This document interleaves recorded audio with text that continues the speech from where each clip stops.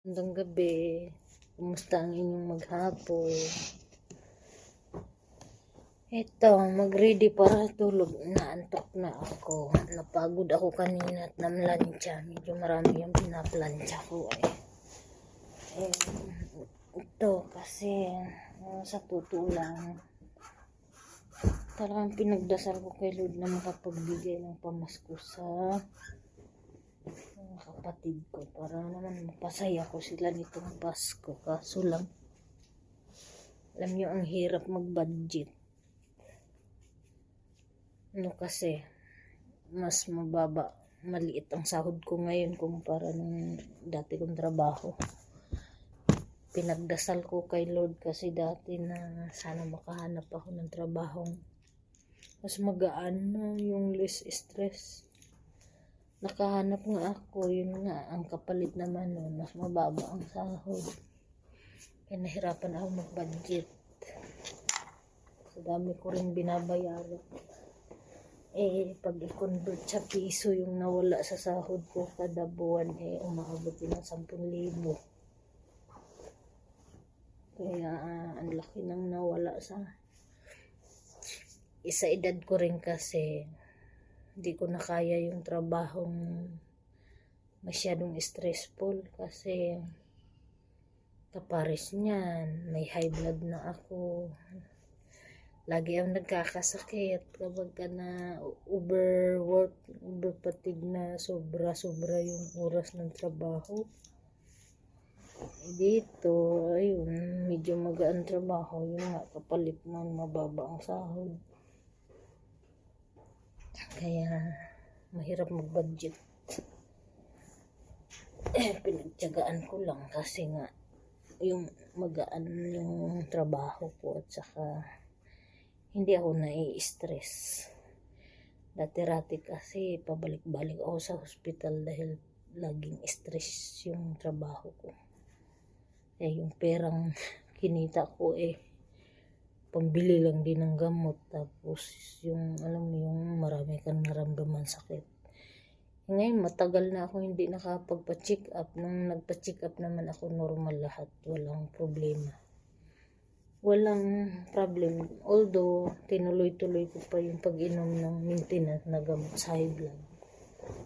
Tsaka nagpapatak din ako sa mata ko kasi pag hininto ko kasi yung eye drop ko, namumula siya na mahapdi, tapos nagluluha. Pag ilang araw na hindi ako nagpapatak ng pangpatak sa mata, ganun nangyayari sa mata ko, namumula, nagluluha, tapos mahapdi. Kaya may maintenance na rin akong gamot sa eye drop sa mata, tapos maintenance na gamot sa high blood. Pero sa awa ng Diyos, nung nagpa-laboratory ako, normal naman lahat. Wala namang normal yung sugar, yung cholesterol. Walang problema yung something Yun nga, kailangan ko ituloy-tuloy kasi tinanong ko yung doktor kung pwede kong ihinto yung pag-inom ng maintenance high blood. Hindi daw kasi baka biglang tumaas yung BP ko at bigla akong atakihin, ganun. Kailangan daw. Pag naumpisa ng uminom nun, kailangan dire-diretso na forever na yun habang buhay na inuman ng gamot. Pagka ganun namin ng maintenance na hindi na raw pwede ihinto. Kasi nag-check ako ng BP ko. Normal naman lagi. Kasi nga, hindi na ako stress sa work ko ngayon, kaya hindi tumataas lagi yung BP ko. Yun nga lang, pagka kain ako ng puro karne, yun, minsan tumataas pag nag-check ako. Pero pagka mga gulay lang, isda,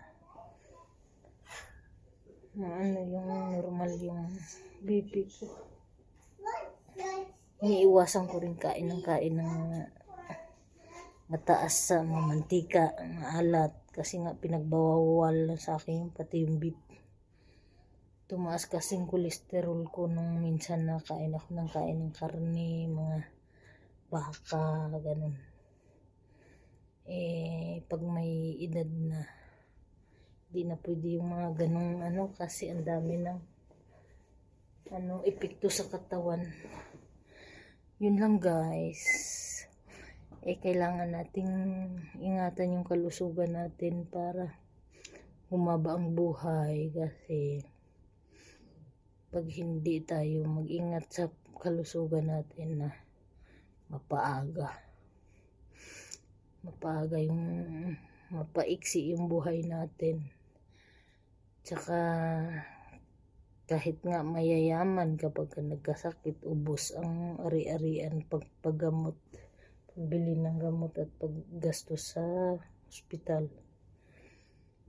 Kaya para sa akin, ang importante, pinakamahalaga sa akin yung kalusugan talaga. Kasi pinagpipray ko talagang umaabot sa 85 to 90 ang edad ko para ma-enjoy ko pa yung, alam mo yung retirement na age, na ma-enjoy ko pa yung mga, kasi may mga retirement plan. Gusto ko ma-enjoy pa yung retirement ko bago tayo kunin ni Lord.